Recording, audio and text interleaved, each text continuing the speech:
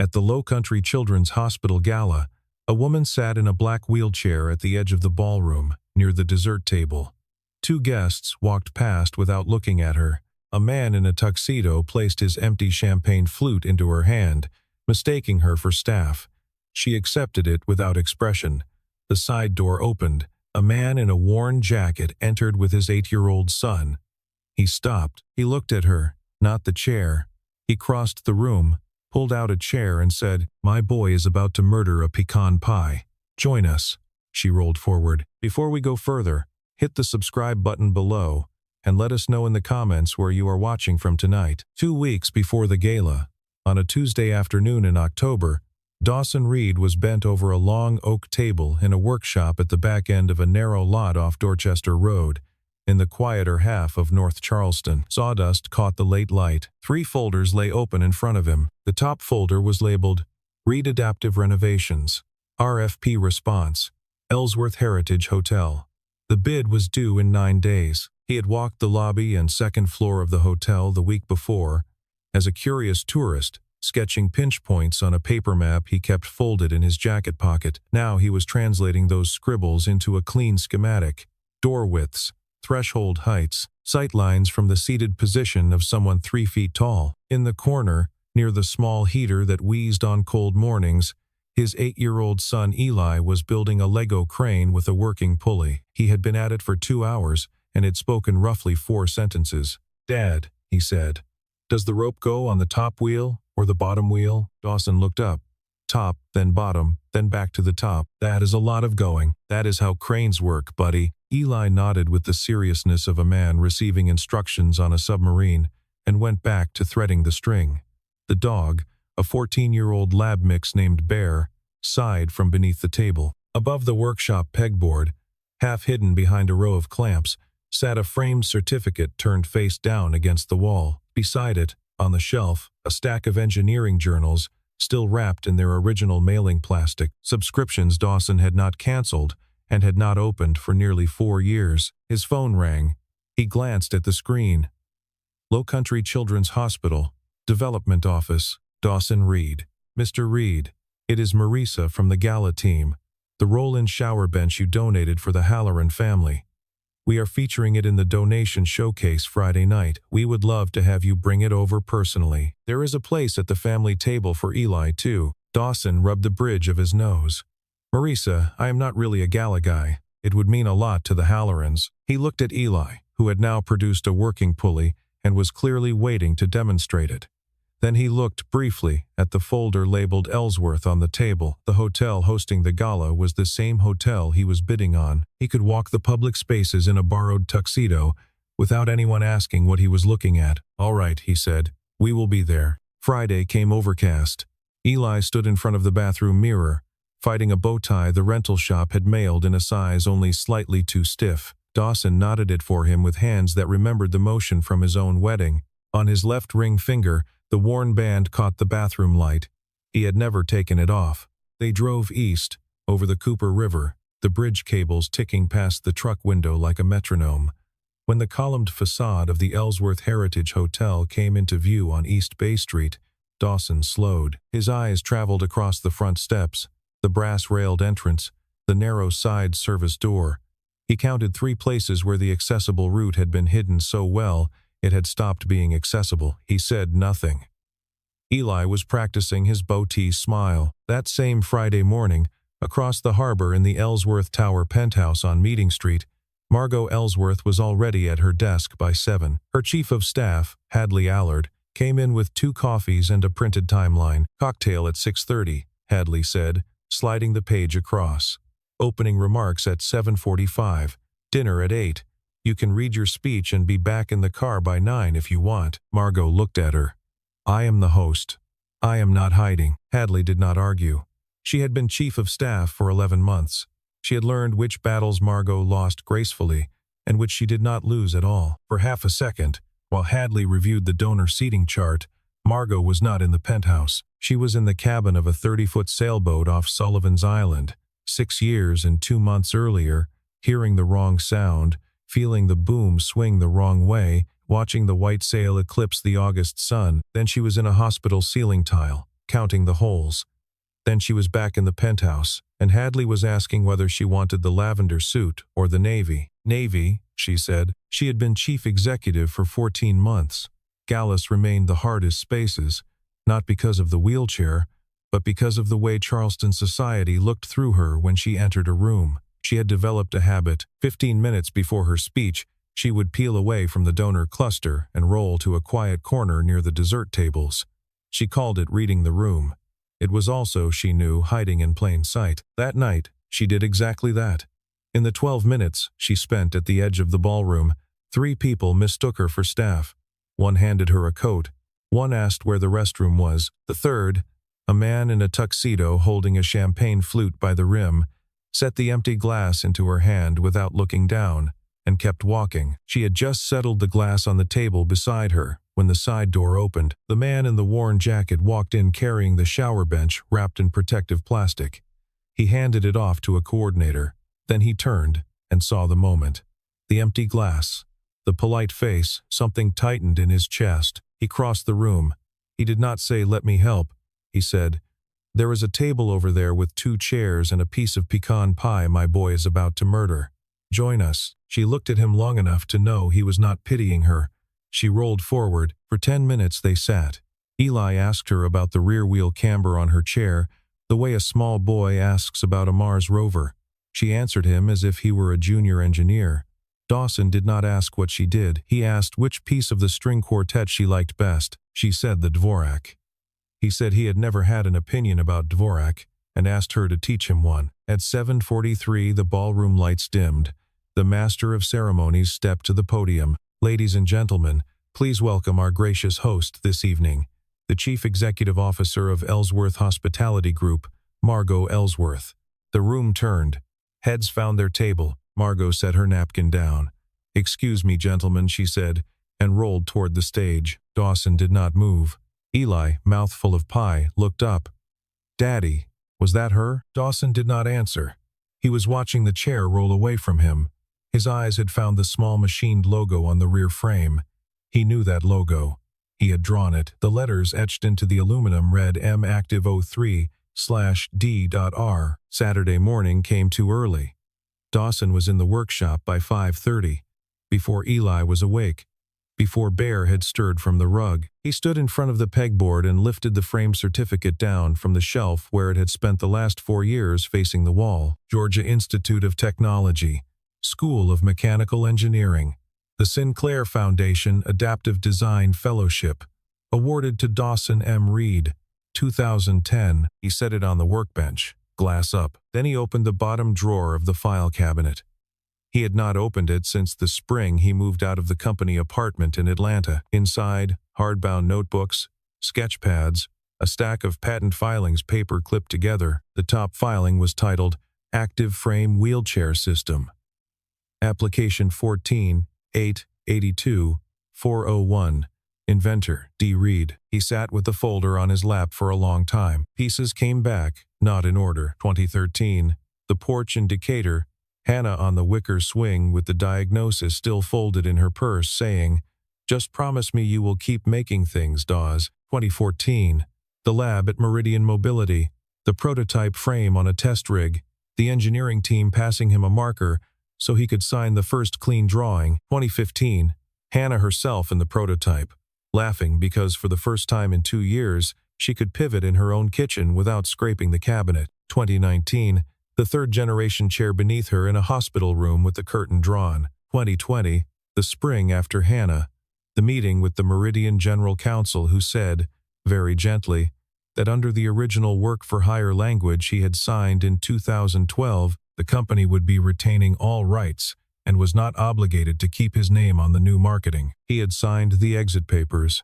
He had taken his wedding ring off the workbench where he had set it that morning, slipped it back on, and not removed it again. He looked now at the patent drawing on the top sheet, the rear frame geometry, the bevel on the camber tube, the small machined recess where the model designation was etched. It was the same chair Margot Ellsworth had been sitting in. A footstep behind him. "Daddy."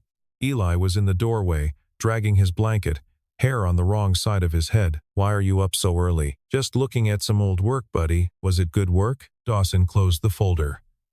It was honest work. That afternoon, a courier delivered a small envelope to the workshop. Cream paper. A handwritten address. To Master Eli Reed, care of Reed Adaptive Renovations. Inside, a card in a steady, slanted hand. "Dear Eli, thank you for explaining cambered wheels to me on Friday. I learned more in 10 minutes than I did in my last engineering consult. I am sending along a book that I think you will enjoy. Tell your father the pecan pie was the best decision I made all night. Margaret E." Beneath the card, a hardback children's book on robotics, the kind a person bought from an actual bookstore. Dawson held the card a long time. He read it twice. Then he walked back to the bench and slid the M-Active patent folder into the drawer. He did not change a single number on the bid that was already in Margot's RFP queue. He did not add a line about Georgia Tech or Meridian, or who had designed the chair beneath her. He let the proposal stand exactly as it was. 3 weeks after the gala, on a wet morning in early November, Hadley Allard walked into Margot's office with 3 thin folders and set them on the desk. "Final 3 for the site walkthroughs," she said. "Phelan Brothers, McAllister and Vance, and a small firm called Reed Adaptive Renovations out of North Charleston. Reed, you will not have heard of them. 2 employees, including the principal. Testimonials are unusual. I called 2 of his former clients on Friday, both of them spinal cord.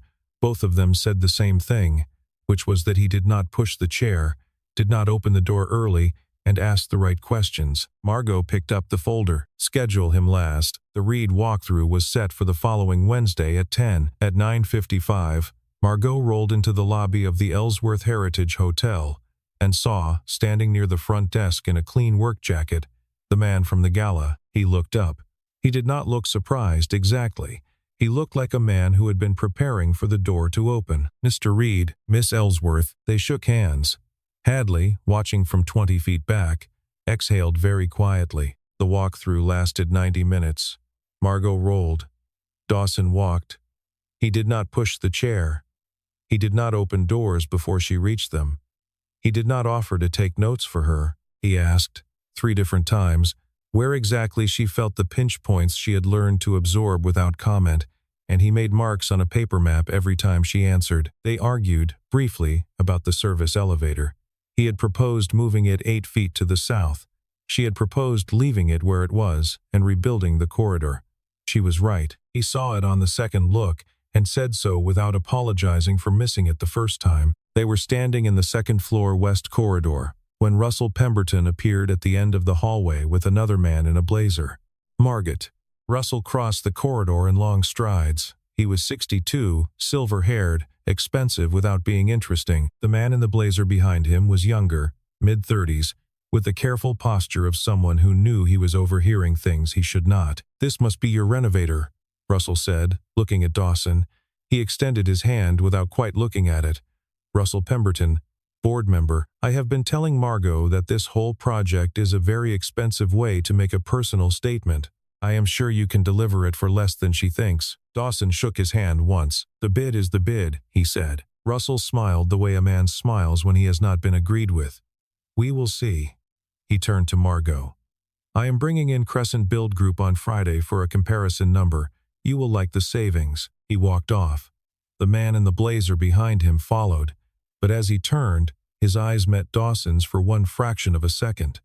Dawson registered the face. He had supervised the man on a CAD team at Meridian Mobility. 4 years earlier, he had liked him then. The man's name was Andrew Pratt. Andrew Pratt did not nod.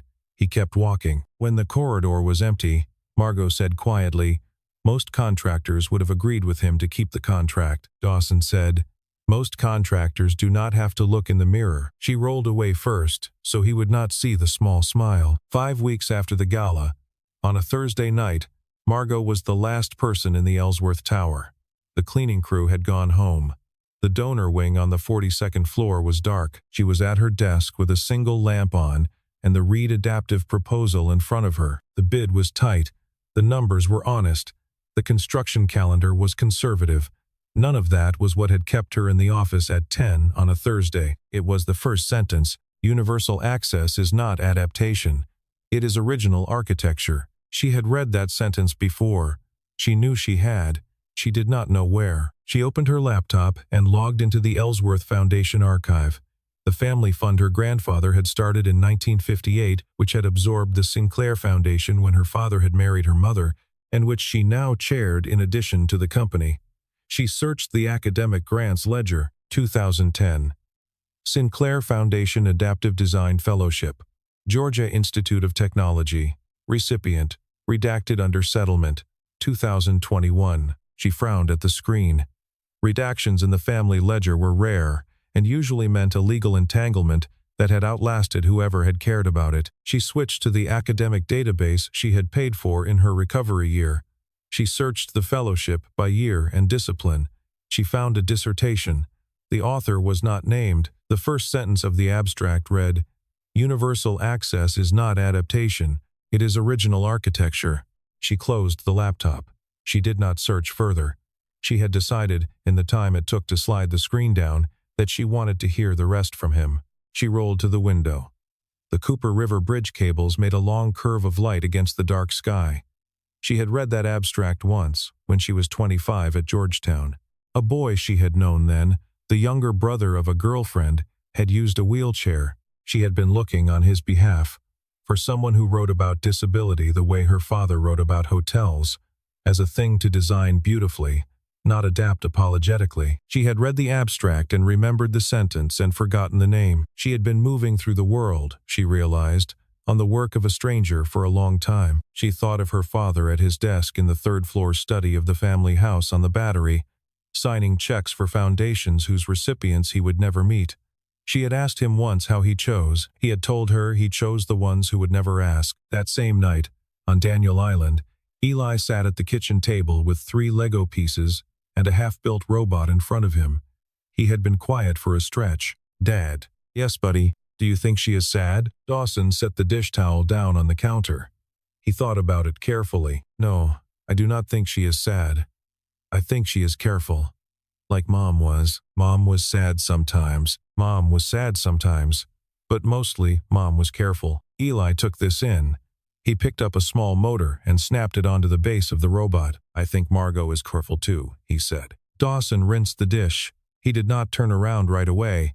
He was not sure his face was prepared. In the silence of his workshop later, with the proposal printout in front of him and Hannah's photograph on the shelf, he understood that he had not put the certificate back face down.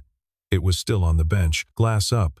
He let it stay. 8 weeks after the gala, in the second week of January, the Ellsworth Hospitality Group Board convened on the 45th floor of the Ellsworth Tower at 10 in the morning. There were 11 members at the table. Russell Pemberton sat 3 seats from the head. Margot sat at the head. Hadley sat behind her, against the wall, with a leather folder she had been preparing for 10 days. Russell opened. "I want to thank Margot for the work she has done in a very difficult 14 months. I also want to be honest with this board, because we owe each other honesty. Over the last year, I have been concerned about the direction of the Heritage Hotel renovation. I have had those concerns confirmed by Financial Review. As of last Tuesday, I and 3 other minority shareholders representing 14.8% of the equity have signed a joint motion of no confidence in the current chief executive." The room did not move. "In addition," he said, "I am introducing an alternative proposal for the renovation. Crescent Build Group, 22% lower.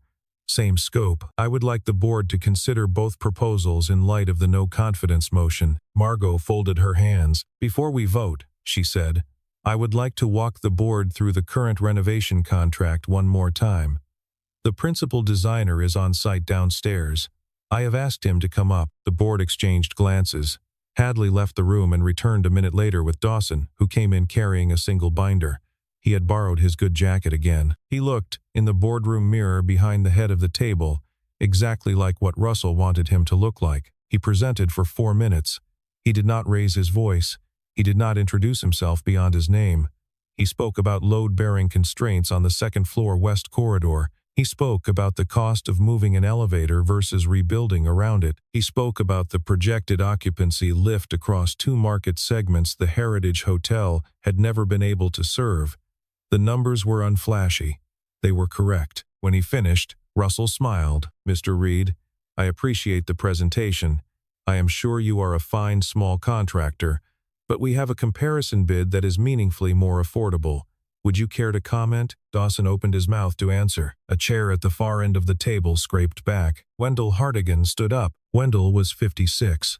A senior vice president at Meridian Mobility, an industry advisor Margot had brought onto the board 6 months earlier for exactly the kind of consultation no one had expected him to provide today. He had been quiet through the entire meeting. "Before this board votes," he said, "the members should know a fact that Meridian Mobility's general counsel confirmed to me at 9:15 this morning. The Crescent Build Group proposal incorporates 3 pinch principles that are protected under patents in the M-Active series, filed under researcher initials D.R. between 2013 and 2017. Meridian has not licensed those principles to Crescent. I would ask Mr. Reed to confirm whether he is in fact the D.R. on those patents." The room was still. Dawson said, "Yes, I am." Russell's face did not move. Then it did. The color went out of it in a way that could not be hidden. Wendell slid a folder down the long table toward the chair of the board. "This is the patent infringement documentation," he said. "The vote of no confidence cannot proceed on the basis of a comparison bid that will be subject to litigation within the week." The motion was withdrawn in under 10 minutes. Russell was the first person out of the room. The boardroom emptied slowly. Hadley closed her folder, stood near the wall a moment, and slipped out behind the last of the board members. The big door clicked shut. The fluorescent light hummed. Margot and Dawson were the only 2 people left at the long table. Margot did not say thank you. She said, "You sat at my table that night. You sat at mine." For a while, neither of them spoke.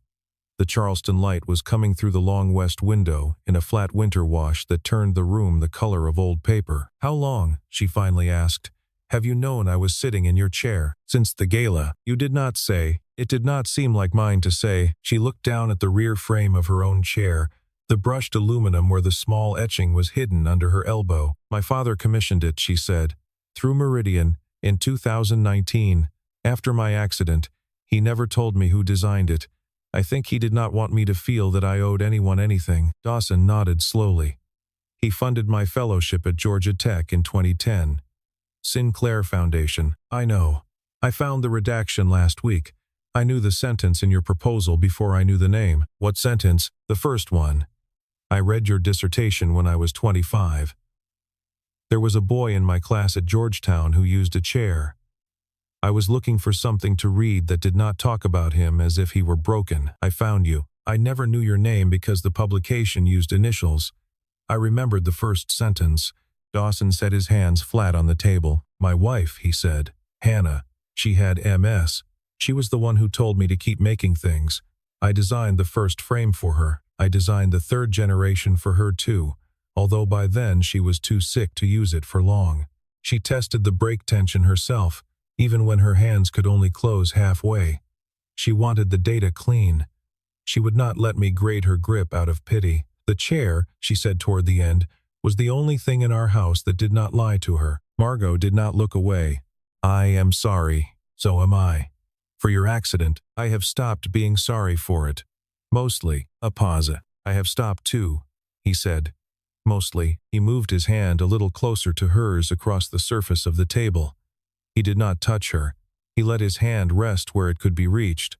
She did not move hers away. For the second time in 2 months, they sat together without speaking. When Margot finally rolled out into the corridor, Eli was sitting on a leather bench by the elevator with Hadley, swinging his feet, eating a wrapped peppermint from the reception desk. Hadley had a coffee in one hand and a tissue she had not yet used in the other. Eli looked up. "Hi, Margot." "Eli. Do you think you might come over for spaghetti sometime?" Hadley looked at her coffee. "That is a serious invitation," Margot said. "My dad makes really good spaghetti.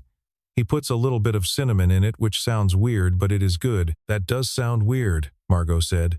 "And good." Hadley let one corner of her mouth move. At the far end of the corridor, by the elevator bank, Wendell Hartigan was waiting with a topcoat over his arm. Dawson came out of the boardroom, and they met by the elevator without quite shaking hands. "Should have called you years ago," Wendell said. "I would not have answered." "I know." The elevator opened. Wendell stepped on alone, gave Dawson one short nod, and let the doors close. 3 months later, the Ellsworth Heritage Hotel was a construction site. The second-floor west corridor was open to the studs. The service elevator stayed where it was, but its shaft had been reframed to take a wider car. The lobby was a maze of plywood barriers and signs that said "Watch your step." Margot had developed a new habit. Every Thursday evening, after the contractors had gone home, she came by the hotel in jeans and a denim jacket with a paper cup of coffee from the place across the street. Not as the chief executive, as Margot. Hadley did not come with her. Dawson met her at the side door each week. Eli came when school did not have anything else to ask of him. The boy had been given a small construction helmet and a tape measure of his own, and had begun to operate the laser level under supervision. Dawson had taught him how to call out a reading. Eli had taught Margot how to fold a paper boat that would float on the cooler water at the bottom of the elevator pit. The Pemberton suit was still on a desk somewhere. It would be dismissed in May. Russell had filed it. His lawyers had filed in response, and the local press had attempted twice to turn the story into a romance. Both Margot and Dawson had declined to comment in language so flat that the third attempt had not been made. One Thursday, the rain came hard around 6. Eli, helmeted, looked up at Margot and said, "You should come over for spaghetti." Margot looked at Dawson. "He is being literal," Dawson said. "He has been waiting for the right rain." 3 days earlier, Dawson had built a low cedar ramp at his front steps. He had not told her about it. He had not told anyone about it. She rolled up the ramp easily. They ate pancakes for dinner. Eli's choice. Dawson did, in fact, put a small pinch of cinnamon into the batter. Margot tasted it, raised one eyebrow, and ate 3. Eli, halfway through the second pancake, fell asleep with his cheek on his forearm. Dawson stood without speaking, went to the couch, came back with a small wool blanket, and laid it across the boy's shoulders without lifting his head. Margot watched him do this with the careful concentration she had brought to the academic database the week she had decided to wait. Dawson and Margot sat at the kitchen table without speaking for several minutes. The rain on the porch louder than either of them. "I have never had pancakes for dinner," she said. "That is because no one has ever loved you correctly." He heard himself say it. He did not look away. She did not look away either. The rain went on. The dog made a slow circle and lay down on Eli's feet under the table. When Margot left, an hour later, she did not stay the night. She did not need to. She put one hand on Eli's shoulder where his head lay on his arm. She put the other, just for a moment, on the inside of Dawson's wrist where the pulse was. She did not say anything. He did not say anything. She rolled back down the cedar ramp into the wet street, and the porch light caught the rain on the spokes of her wheels. After she had gone, Dawson lifted Eli without waking him and carried him to bed.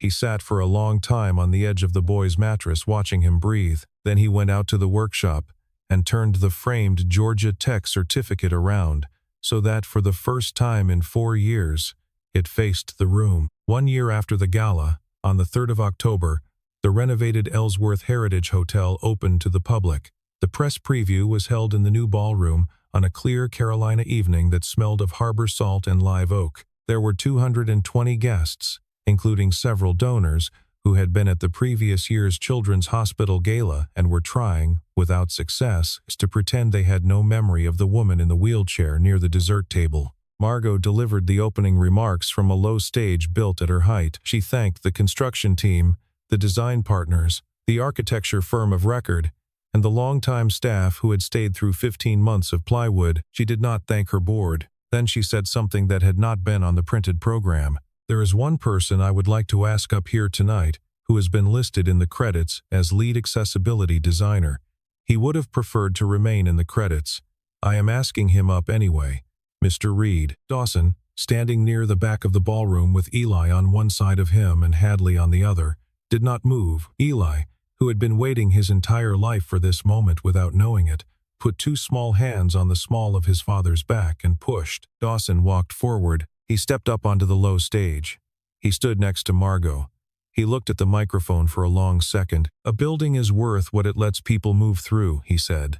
"Tonight, this one is finally worth what it cost." He stepped back. The room stood. The clapping took some time to find its end. It did not stay at one volume. It rolled forward from the front tables, hesitated, came back stronger from the back, and finally settled into the steady kind that meant the room had decided what it was clapping for. Dawson kept his eyes on the same point on the back wall the whole time. At a table at the back of the ballroom, Russell Pemberton sat next to a woman who had not asked who he was. He had been invited as a courtesy. He was still a minority shareholder. He had been very quiet for months. He stood, finished his water, set the glass back on the white linen, and walked out of the ballroom without making a scene. The exit was, in its way, the most adult thing he had done in 18 months. Margot stayed on the stage. She put out her hand. Dawson took it. She did not let go through the rest of the ovation. She did not let go when the band returned to the stage. She did not let go for nearly 2 minutes. At the side of the room, Hadley turned slightly, pretended to consult the seating chart, and pressed the heel of her hand into the corner of her eye. Eli, who had finished his second piece of cake, climbed up onto a chair so he could see better, which was a violation of 3 of his father's house rules, and which neither parent at this point cared about. In the city outside, the lights along the battery came on one by one along the seawall, and the Cooper River Bridge glowed slow against the dark water, and a hotel that for 112 years had refused to be entered by half its potential guests was now, quietly and at last, a building anyone could walk into, or roll into. In April, 6 months after the reopening, on a Sunday evening when the air off the harbor still carried the last cool of the winter and the first sweet of the magnolias, 3 people walked along the seawall on the battery. Eli was in front. He had grown a full inch since the reopening. He was chasing a small flock of seagulls that had no interest in being chased and were, in the way of Charleston gulls, very patient about it. Behind him, Margot rolled along the brick walkway. Dawson walked at her left, close enough to be near, far enough not to crowd. The chair was the same one she had used the night of the gala. She had been offered a new one twice and had refused both times. They had been walking together, in different versions of together, for a year now. There had been site meetings that turned into coffee, and coffee that turned into Sunday lunches. There had been the week Eli had the flu, and Margot had brought soup over every night without making a story of it. "Wen called me yesterday," Dawson said, "from Meridian. They are filing the corrected inventor record next week. Active series, generations 1 through 3. Settlement was quiet. Done. Good. Yes." A pause. A gull crossed in front of them low over the seawall, and Eli ran to shoo it. "And Georgia Tech," Margot said. "They posted the endowment on Friday. The Dawson and Hannah Reed Endowment for Adaptive Design." He had to clear his throat once before he said the name. Margot reached over and put her hand on the cuff of his jacket. "I wanted her name first," she said. "I know. Thank you." They went on for another 100 feet without speaking. A couple in their 70s passed in the other direction. The woman smiled at Margot the way one wheelchair user smiles at another, a small private nod that the rest of the world walked past without seeing. Eli came galloping back from a piling with a small spiral shell cupped in both hands. "Margot, look." He placed the shell carefully into her lap as if he were handing over a technical drawing. Margot turned the shell in her fingers. She closed her hand around it. She stopped the chair. Dawson stopped beside her. He bent down, not because she needed him to, but because somewhere in the last 15 months it had become the way they spoke to each other when something mattered. His face was now level with hers. "I never asked to be invited to anyone's table," she said. "Neither of us was looking for one." She looked at him. "I am still not asking. I know. I am just staying. I am here." Some mornings, Margot still woke up in the recovery year of 2018, the August sun on the wrong side of the bedroom window, and had to walk herself back through the calendar to today. The walk back had gotten shorter. The room she was walking back to had warmer light. The harbor light went orange behind the masts of the moored boats. Eli, 12 feet ahead, had found a second shell and was waiting for permission to bring it. Somewhere a church bell on Meeting Street rang the half hour. Margot put the first shell in the pocket of her jacket. Dawson straightened. They went on along the seawall together. The boy ahead, the man at her left side, the woman in the chair her late father had ordered for her without ever telling her who had built it. He had not been the one inviting. She had not been the one waiting. They had only, somehow, ended up at the same table and stayed.